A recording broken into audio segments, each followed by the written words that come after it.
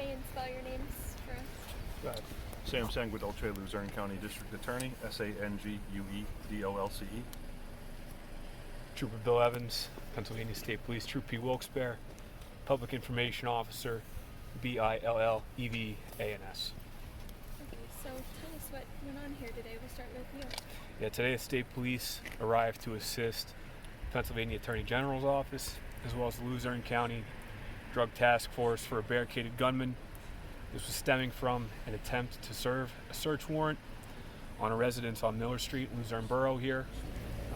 It escalated into a barricaded gunman. After several hours of negotiations, the suspect came out on his own accord. An arrest was made and he's in custody now. So it was a search warrant that was being served, not an arrest warrant originally? That's correct, yes. Yeah.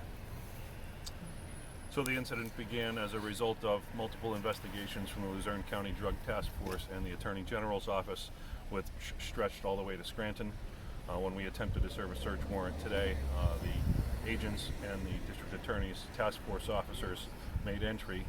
The suspect then barricaded himself in a bathroom. There was a female present that we were able to extract. When he barricaded himself, he threatened to take his own life, at which point we called for PSP cert. When they arrived, I think everybody probably heard the flashbang. After several hours of attempted negotiation, the use of the flashbang caused him to exit the structure, where he was taken into custody. He's currently facing charges, not only drug delivery charges that the Attorney General's office, they're going to be looking at filing. We also obtained during the course of today an arrest warrant for recklessly endangering another person, a search warrant not only for the drugs, which was active this morning, but also a search warrant for himself and the gun that he was supposedly in possession of when he threatened to take his own life. Are you able to tell us his identity? Yes, his name is Jason Scott Evans, 45 years old. That's the residence where he lived. Okay, Sam, the woman, was it his mom or a girlfriend, wife? Girlfriend. Okay, and the neighbors, were they told to shelter in place or were they evacuated as well? Most of the immediate neighbors were evacuated, the ones that were home, all the way to where you saw us stationed at the intersection. The remainder of the neighbors, I think, were not at home when we attempted to make contact. And can you say what kind of firearm he was armed with? Well, we cannot say at this time. What time did this all start? Well, the search warrant was attempted to be executed mid-morning. Okay. And we had executed several other search warrants in different locations beginning at 3 o'clock this morning, which is when we assembled to execute at 6 a.m. And then this incident took off just before lunchtime, which is when we got the first call that he had barricaded himself.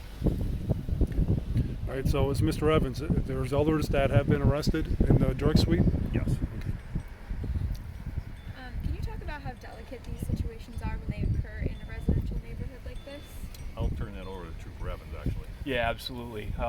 The best thing we can do is get the word out that there is an active situation, and you guys have done a great job assisting us and letting the public know that there is a possible threat out there. So we always thank you guys for that and for cooperating with us. So it's definitely important that when something like this is going on, we have good communication with the media and the public, so everybody is aware of the situation. Was there contact made with Mr. Evans before he surrendered?